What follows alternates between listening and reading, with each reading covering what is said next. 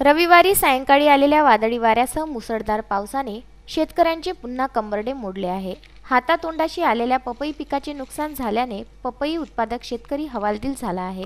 तसेच अमरावती जिल्ह्यातील धामणगाव रेल्वे तालुक्यातील जळगाव येथील शेतकऱ्यांचे पपई पिकाचे मोठ्या प्रमाणात नुकसान झाले आहे।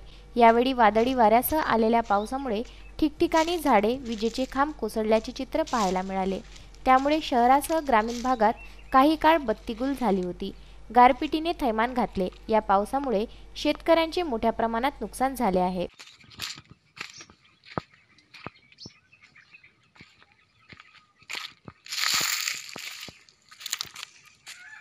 लावली होती मार्चमध्ये, ते सुरुवातीच्या काळात काही चांगलं उत्पादन निघालं नाही, परंतु आता नंतर उत्पादन निघालं सुरू झालं।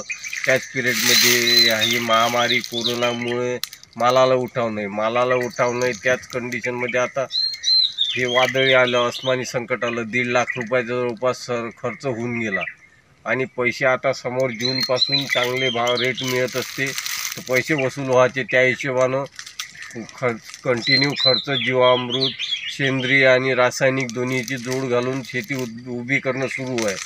त्यातच आता या अस्मानी म्हणजे या संकटाले कसं सामोरं जायचं आणि कसं उभा राहायचं हेच समजत नाही। धामणगाव रेल्वे तालुक्यातील जळगाव येथील शेतकऱ्यांनी पपई पिकाची लागवड केली होती।